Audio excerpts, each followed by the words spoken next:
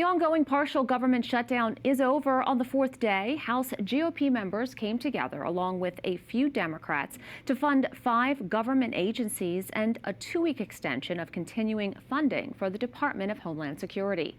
Let's turn to Capitol Hill correspondent Erik Rosales for the latest. Erik, did this take a lot of arm twisting?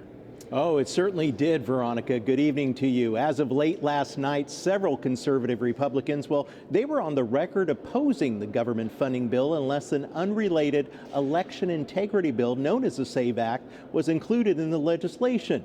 But after several phone calls from both President Trump and Speaker Mike Johnson, Republicans ended up passing the funding bill. It was then moved on to the president's desk, where he ended up signing it today at around 4:30.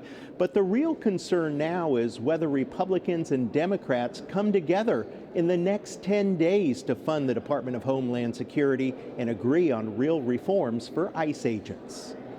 Next week and the week after will be intense. The two sides are pretty far apart, as you know. I'm grateful that we did front load funding and the big beautiful bill for ICE operations, but what's at risk, as you know, is FEMA and TSA and everything else in Homeland, and I don't think we should be playing games with that. So I believe the Democrats will be reasonable. House Democratic leadership say they don't believe real ICE reforms can take place by next Friday, and add Republicans don't really want to reform anything. We aren't settling for half measures, and if Leader Thune and Speaker Johnson don't want to come to the table and negotiate real reform, then they're going to have to explain to the American public why they're shutting down, agencies. ICE and the Department of Homeland Security need to dramatically change.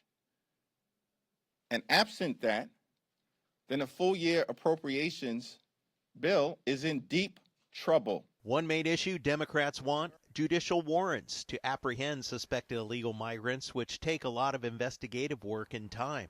Speaker Johnson says that's a non-starter. Imagine if we had to go through the process of getting a judicial warrant, an additional warrant, to go and apprehend people who we know are here illegally. How much time would that take? We don't have enough judges. We don't have enough time. It would take decades probably to do that. Again, Congress has to come up with some real reform until February 13th. That's when they have up until. Senate Majority Leader John Thune is also doubtful that an agreement on any new ICE reforms can happen in that short amount of time, although ICE could still operate. The reason? Because they received about $75 billion in the One Big Beautiful Bill that was passed by Republicans last summer. However, workers and agencies like other Homeland Security, like TSA, FEMA, even the Coast Guard, they could be stuck working without a paycheck, and we'll have to see how it all plays out. At the Capitol, Erik Rosales, EWTN News Nightly.